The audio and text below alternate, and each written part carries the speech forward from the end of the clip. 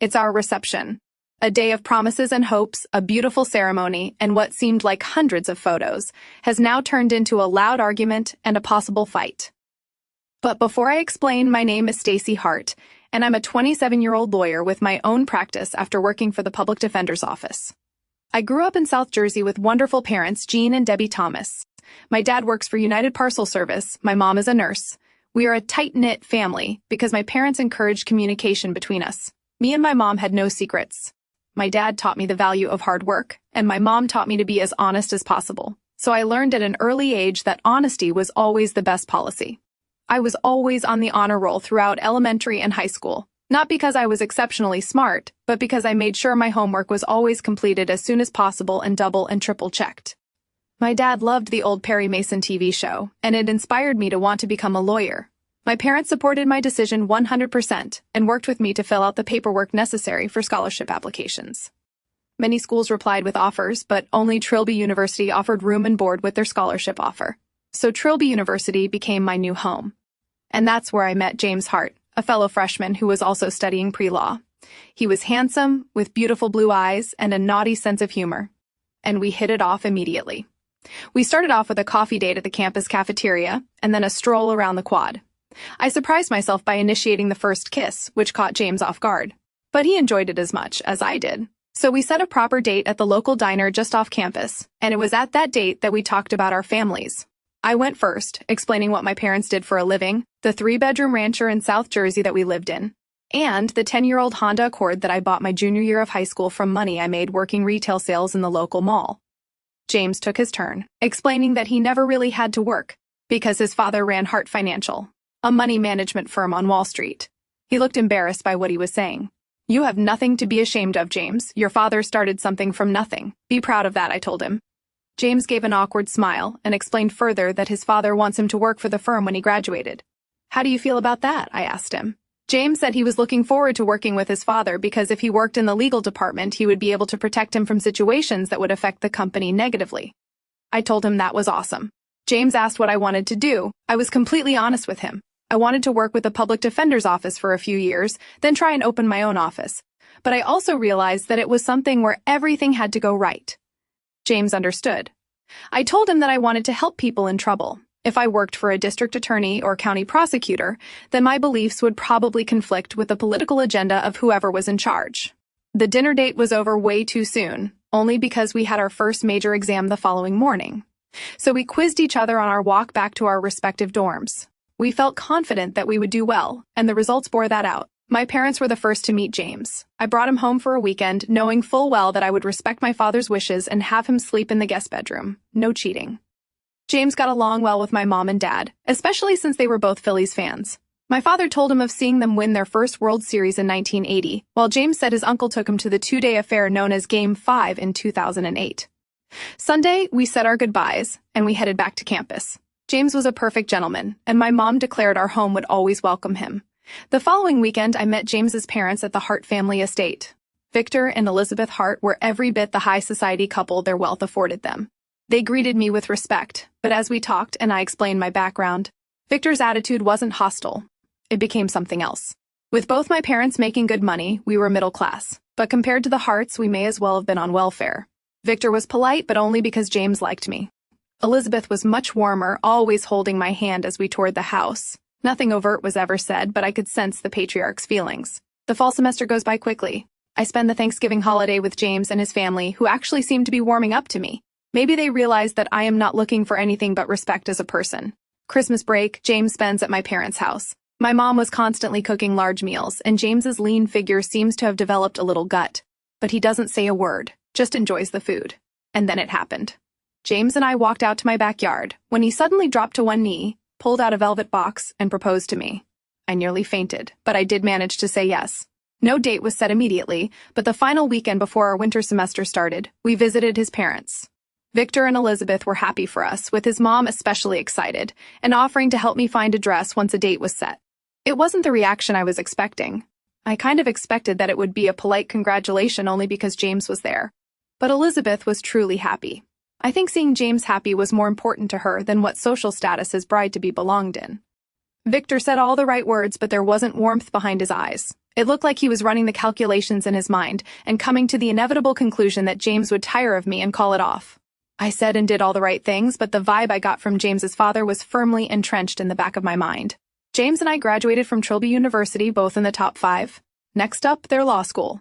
My parents took out a home equity loan and surprised me by paying for school. But I needed to pay for room and board, and I worked all through the summer.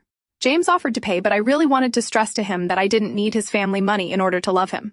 He understood. So once we entered the law program, it was exciting. For me, I enjoyed learning about the trivial details of law, precedents, how to make proper opening arguments, and how to navigate discovery.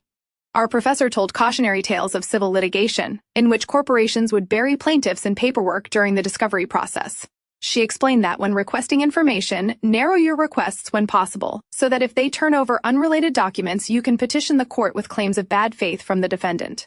James and I graduated from law school in the top 5, and we immediately began our new jobs the following Monday. He knew Hart Financial, so James's onboarding process went smoothly. He was home, and he was there with a purpose: keep the company out of trouble. I started with the public defender's office, and I quickly discovered that it wasn't about representing clients, it was about processing them through the system as quickly as possible. It wasn't about how competent you were, it was about how quick you were. My idealism quickly morphed into cynicism. I was unhappy, and James knew it. He would hold me with a love and tenderness that I grew to love. I wanted to mentally draft a letter of resignation, but I had no plan for what I would do afterwards. It wasn't until I caught up with a classmate of ours, Barbara Perkins, that my life changed. She went into criminal law with a well-known firm, but was treated worse than a file clerk by the established associates. She hated it, because deep down she knew that she was more capable than half the clowns who measured success not with strong legal filings and arguments, but by how much their clients could pay.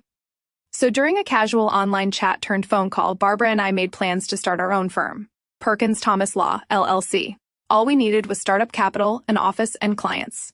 We gave ourselves 45 days to get the ball rolling. If we weren't close by then, we would just continue to work our present jobs. I had $5,000 in savings bonds, and I scoured the empty strip malls. I found an empty office and a nearly empty one close to my family's house. I called Barbara, and we checked it out. It was in good shape, up to code, a working bathroom, and electricity that was still on. We agreed. It was perfect. I cashed out my bonds, the landlord was desperate to rent, and my money paid for 2 months' rent. Barbara and I applied for loans. We needed money to pay the fees to set up our LLC, business insurance, and other expenses. My parents co-signed a startup loan. They knew full well that they might be required to make payments if the business struggled, but they were willing to do it anyway. So once the business became official, Barbara and I quit our jobs and began working for ourselves. James provided our legal secretary, an aunt who was let go when the firm she worked for downsized. So Jane Hart became invaluable to our business, and we quickly offered her an equity stake. Our initial clientele were people facing low-level drug offenses. Barbara and I managed expectations. We decided to forego high retainers in order to build a base of people who could pay whatever they could. It wasn't ideal, but we did have steady business. But a month into our careers, we caught a break. I was at the police station to see a client who was facing his 3rd drug arrest in the span of a month and was now eligible for more serious charges. I worked the phones in order to secure a bail bondsman for him so he could be released under strict bond conditions. But as I was leaving, 3 police officers were entering the building with an irate suspect in their custody. He kept yelling that he was innocent. I would normally think everyone said that, but something felt different. So I introduced myself and immediately became his attorney, giving him competent legal counsel as the police processed him. I asked the officer if I could have the background of my client, as well as the exact nature of the charges. William Hurt Jr. was being investigated for assault. The incident happened on Main Street. He had a history, mostly disorderly conduct, but with assault charges. Nothing stuck, but once someone had a reputation, then the police focused on them with purpose. I met with William, and he explained what had happened, leaving nothing out. I told him to answer no questions unless I was present, and would see him the following day. And then I got to work. Police could find no corroborating witnesses for Will's version of events. But I noticed a coffee shop across the street, so I took a chance and asked the barista on duty if she heard about the incident from the day before. Martha Quinn said yes. I asked if she witnessed anything, and she said yes. Martha then said she recorded the incident. I asked her why she didn't tell the police. She explained that she went out for a cigarette break and was filming the street for a TikTok upload later. She saw everything, but the police didn't come to the shop until later, and by then she was attending her night class at college. I asked if I could see the video. She said yes. I saw Will walking, and some guy come up to him. Will tried to walk away several times, but the guy was insistent. The last time Will walked away, the guy pushed him. Will reacted with a punch that broke the man's jaw. I asked Martha if she could send me the video, which she did. I had her fill out a statement, and I took it back to the police station. I didn't have Martha's statement notarized, but I wanted to show the evidence to the officers. Once the police saw the video, Will was released. It was reclassified as self-defense. Will thanked me and told me a check would be forthcoming to my office once he had the address. 2 days later, an older gentleman showed up. He looked distinguished. He looked powerful. He introduced himself as William Hurt, Sr. He asked if we could talk. He explained the situation. He was the William Hurt, real estate tycoon, builder and owner of half the city structures. He said it with surprising humility. He explained that Will had a troubled childhood, especially after he and his mother divorced. He refused all his help and was constantly in and out of trouble. He told me that I was the first attorney that actually investigated the charges, instead of trying to make a plea deal. He then pulled out a $500,000 check and thanked me. And from that point forward, he would call and check in with me to see how I was doing. When I told him about my engagement to James Hart, he knew who I was talking about. He invited us to his estate for lunch, and a friendship developed. His son was there. He looked different than when I had met him, more focused. As his father and I started talking, I mentioned that the absence of a qualified investigator was hampering my firm. Will immediately piped up, offering to take courses to become a licensed private investigator and work for me. I was stunned, but his father offered to pay for the courses, and we signed a conditional contract. If Will completed his courses and got his license, he would be hired at a set salary. If not, then we walk away from the idea. Will started on a Monday morning and proved to be an effective asset. And that's when James and I set a date. He had become the number 2 lawyer in his father's firm and flagged several questionable decisions that would have put Hart Financial in the crosshairs of the Securities and Exchange Commission. My mom and James's mom planned my bridal shower. They became very close. And the party was quite enjoyable. James had his bachelor party down in Atlantic City, and I trusted him enough to not worry about what his best man had planned.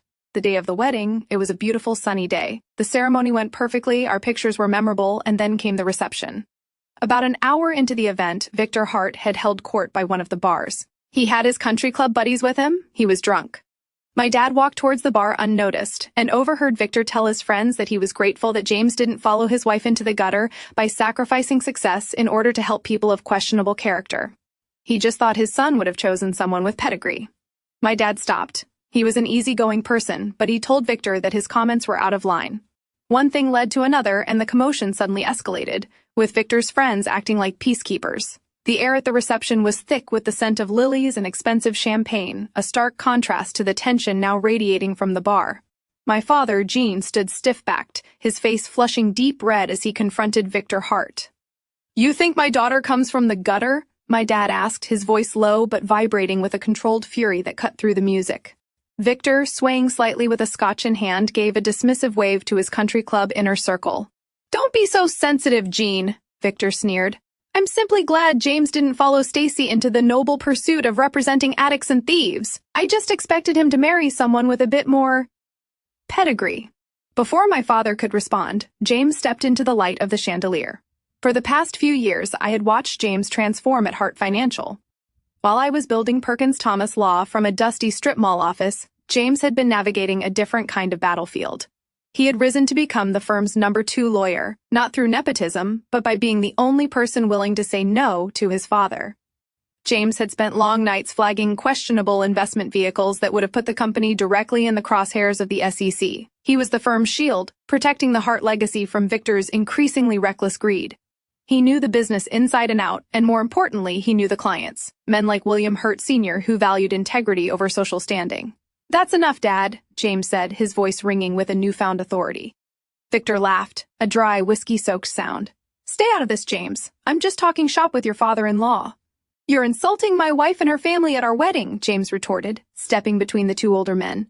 "The pedigree you're talking about is a family that co-signed a loan for a startup they believed in, while you sat in your office calculating how long it would take for me to tire of her." "I built this firm for you," Victor shouted, his face contorting. "And I've spent the last 3 years keeping you out of prison for how you've run it," James countered, his blue eyes icy. The argument drew a crowd, including a distinguished man Victor didn't recognize in his drunken haze, William Hurt Sr. When William stepped forward to suggest an apology, Victor didn't see a real estate tycoon who owned half the city. He saw a guest he assumed was another low-pedigree relative. "Mind your own business," Victor snapped, hurling the remains of his scotch directly into William's face. The silence that followed was broken only by the quiet click of dozens of smartphone cameras recording the scene. By Monday morning, the wedding video was the lead story on CNBC. The optics were catastrophic, the chairman of Hart Financial assaulting a beloved city titan and disparaging his own daughter-in-law. The Pedigree Victor obsessed over vanished in 48 hours as 10 major clients pulled their assets, nearly toppling the firm. In an emergency session, the board did the only thing that could save the company. They ousted Victor and handed the keys to the man who had actually been protecting the firm all along. At 27, James became the youngest CEO in the firm's history, tasked with rebuilding the trust his father had thrown away in a single glass of scotch. William Hurt didn't have to say a word to the reporters who peppered him with questions. He had a lot of friends that invested with Hart Financial. Now, those friends were going to be questioning how their chairman could treat not only someone who had the stature and reputation of a William Hurt, but also think of his new daughter-in-law with an extremely dismissive attitude. That was 2 years ago. Now I am in my 7th month of a pregnancy that revealed twins, a boy and a girl. We picked the names, William Eugene and Deborah Elizabeth. We moved into our new house. Victor is still cold, preferring to hide out in his home office when James and I visit. Elizabeth glows from my pregnancy almost as much as I do. My parents built a nursery in one of the spare bedrooms, and our future was ours.